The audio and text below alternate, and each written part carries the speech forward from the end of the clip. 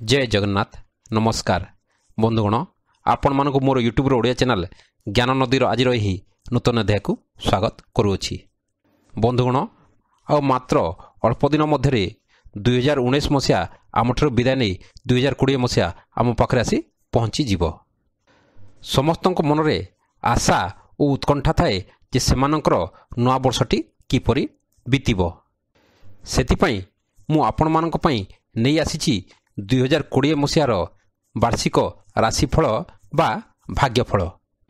किंतु ता पूर्वरु मु अनुरोध करबी आपण माने वर्तमान सुद्धा जदि मोर चैनल को सब्सक्राइब करिनांती ताले निश्चय सब्सक्राइब करंतु एवं पाखरे दिया जितवा बेल बटन को मध्य निश्चय दबांतु जा फल रे मो चैनल रो नुआ वीडियो रो नोटिफिकेशन आपण मानक पाखरे शीघ्र पहुंची परिवो एवं वीडियो को पूरा देखंतु। जदि वीडियो पसंद आसे ताले ताको निश्चय लाइक और शेयर करंतु। एबे आसंतु जानिबा कुंभ राशि जात व्यक्ति 2020 मसीहा केमिति रहिबो।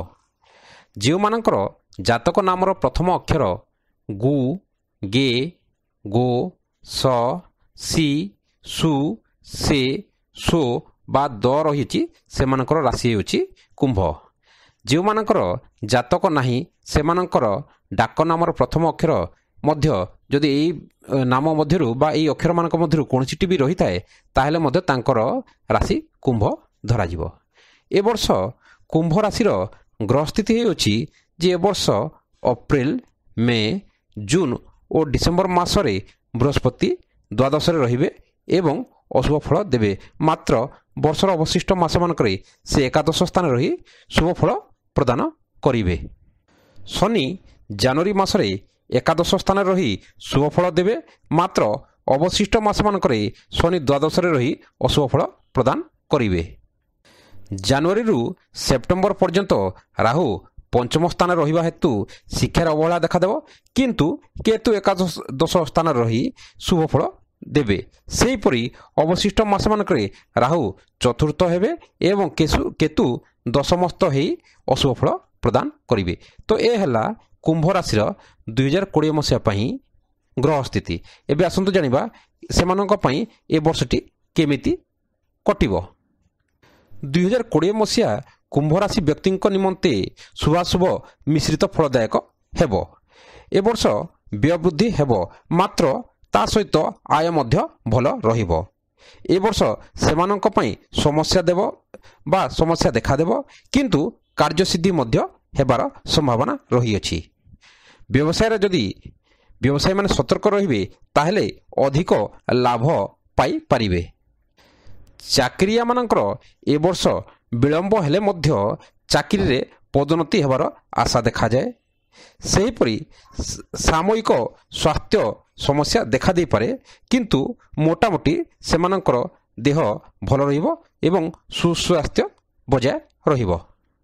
निज लोकंक सहित एही राशि व्यक्तिंकर मनांतर बा मतांतर हेले मध्य पारिवारिक जीवन हसिला पुरिला रहिबो।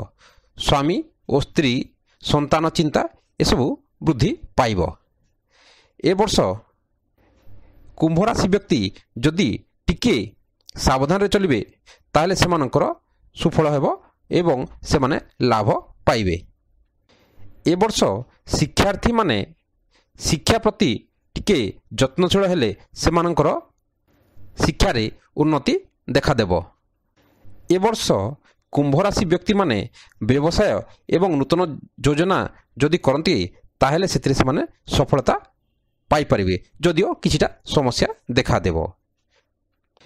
ए वर्ष नारी माने निज परिवार निजर प्रभाव विस्तार करिवे।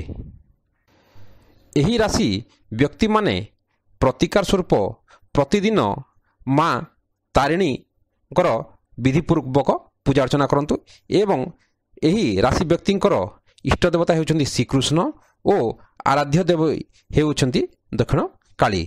सेमानकर बीज मंत्र ओम क्लीं श्रीकृष्णाय गोविंदाय गोपीजन वल्लभाय नमः ए मंत्र बा दक्षिण कालींकर मंत्र ओम काली काली दक्षिण काली कालिके पापहारिणी बरा भय प्रदे देवी नारायणी नमोस्तुते एही मंत्र को पाठ करंतु सेमानकर ଲାଭ ହେବ। କୁମ୍ଭ ରାଶି ବ୍ୟକ୍ତିଙ୍କର ଶୁଭ ବାର ହେଉଛି ଶୁକ୍ରବାର ଓ ଶନିବାର ଏବଂ ଅଶୁଭ ବାର ହେଉଛି ଗୁରୁବାର। ସେମାନଙ୍କ ପାଇଁ ଶୁଭ ତିଥି ହେଉଛି ଦ୍ୱିତୀୟା ଓ ଅଶୁଭ ତିଥି ହେଉଛି ତୃତୀୟା, ଅଷ୍ଟମୀ ତଥା ତ୍ରୟୋଦଶୀ।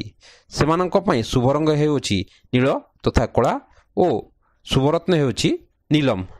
ସେମାନଙ୍କ ପାଇଁ ଶୁଭ ସଂଖ୍ୟା ହେଉଛି 2, 3, 7 ଓ 9। ତ ଏ ହେଲା 2020 ମସିହା ପାଇଁ କୁମ୍ଭ ରାଶିର ଭାଗ୍ୟଫଳ ବା ରାଶିଫଳ। ମହାଦଶା ଓ ଅନ୍ତର୍ଦଶା ଭିନ୍ନ ହେଲେ ଏହି ରାଶିଫଳ ମଧ୍ୟ ସାମାନ୍ୟ ଅଲଗା ହୋଇପାରେ। ଧନ୍ୟବାଦ।